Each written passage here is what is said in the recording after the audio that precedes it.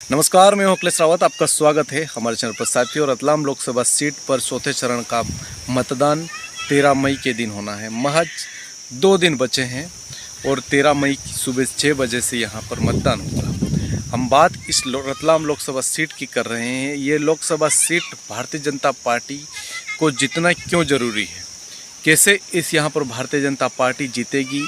जिस तरह से भारतीय जनता पार्टी की जो कैंपेनिंग हो रही है, हम किसी पार्टी का पक्ष न लेकर बात करते, लेकिन भारतीय जनता पार्टी का पक्ष भी न लेकर हम बात कर रहे हैं, क्योंकि भारतीय जनता पार्टी को इस सीट को कैसे जीतना है और क्यों जीतना जरूरी है।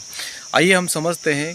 रतलाम लोकसभा सीट पर 2019 में जो लोकसभा चुनाव हुआ था, जिसमें भारतीय जनता पार्टी ने कांग्रेस प्रत्याशी कांतिलाल भूरिया को लगभग 90,000 वोटों से भाजपा के जो प्रत्याशी गुमान सिंह डामोर रहे, उन्होंने हराया था। इस तरह भारतीय जनता पार्टी ने इस बार भी यही सोचा। उस टाइम भारतीय जनता पार्टी के इस क्षेत्र से कोई भी इस क्षेत्र से कोई भी मंत्री नहीं था, यानी कि कोई कैबिनेट मंत्री, मतलब मध्य प्रदेश सरकार में कोई मंत्री नहीं था। एक रतलाम लोकसभा सीट एक ऐसी सीट है जहां से कांग्रेस का ये गढ़ माना जाता है। मतलब ये कांग्रेस का गढ़ है। 2014 में जहां से कांग्रेस बीजेपी यहाँ आई थी, 2015 में उपचुनाव हुआ, वापस कांग्रेस आ गई, और 2019 में फिर चुनाव हुआ, बीजेपी आ गई। इस बार भारतीय जनता पार्टी की प्रत्याशी नेता नागर सिंह चौहान है और कांग्रेस के प्रत्याशी कांतिलाल भूरिया है, और कई पार्टियों के प्रत्याशी है, निर्दलीय प्रत्याशी भी है। लेकिन भाजपा को यह सीट जीतना क्यों जरूरी है? ये टफ सीट है, यानी कि इस सीट पर कुछ भी हो सकता है। कांग्रेस भी जीत सकती है, लेकिन भाजपा को जीतना क्यों जरूरी है, हम समझते हैं इसमें। भारतीय जनता पार्टी की वर्तमान में जो सरकार बनी है, डॉक्टर मोहन यादव की सरकार, यानी कि मध्य प्रदेश के जो मंत्रिमंडल का विस्तार हुआ है, कैबिनेट मंत्री बने गए। तो रतलाम लोकसभा सीट एक ऐसी लोकसभा सीट है जहां पर 8 विधानसभा सीटें आती है, और इस पे यहीं से भारतीय जनता पार्टी के पास लगभग 5 विधायक है, और 2 कांग्रेस के पास है और एक भारत आदिवासी पार्टी के पास है। भारत आदिवासी पार्टी के प्रत्याशी भी मैदान में है और कांग्रेस के पार्टी के प्रत्याशी भी मैदान में है।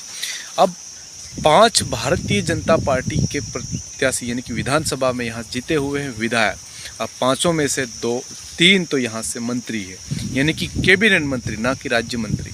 बहुत बार ऐसा होता है कि राज्य मंत्री का दर्जा देते हैं, लेकिन इस बार इसी रतलाम लोकसभा सीट से तीनों मंत्री कैबिनेट मंत्री है, यानी कि मुख्यमंत्री डॉक्टर मोहन यादव के मंत्रिमंडल में शामिल है। अब यहाँ से हम बात करते हैं कि रतलाम जिले से चेतन कच्छप, जो कि कैबिनेट मंत्री है, झाबुआ जिले से निर्मला भूरिया, जो कि कैबिनेट मंत्री है, और अलीराजपुर जिले से नागर सिंह चौहान, जो कि वन मंत्री है, और नागर सिंह चौहान की धर्मपत्नी अनिता नागर सिंह चौहान चुनाव लड़ रही है। अब इन तीनों मंत्रियों की साख भी दांव पर है। अगर यह लोकसभा सीट भाजपा नहीं जीतती है और कांग्रेस जीत जाती है, तो इन 3 मंत्रियों पर क्या होगा? इन 3 मंत्रियों की साख दांव पर है।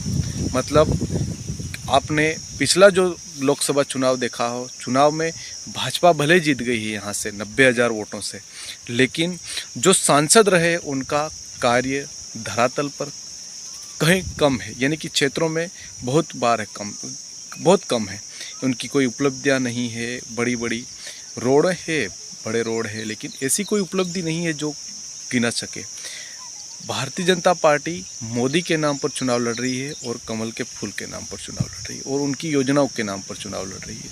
लेकिन इस रतलाम लोकसभा सीट को भारतीय जनता पार्टी को हर हाल में जीतना होगा, और यहाँ पर आंकड़े बदलते रहते हैं, क्योंकि सामने कांग्रेस पार्टी के दिग्गज नेता कांतिलाल भूरिया है, और उनको इस पूरे क्षेत्र का अनुभव है, और उनको पता है कि इस क्षेत्र से में कैसे जाना है। उनके भी कार्य करे हुए हैं उनके समय।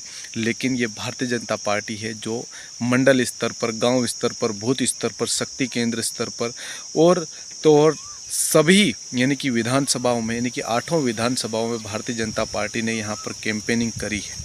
और महज 2 दिन बचे हैं और यहाँ चुनाव होना है, और इसका परिणाम भारतीय जनता पार्टी को मिले।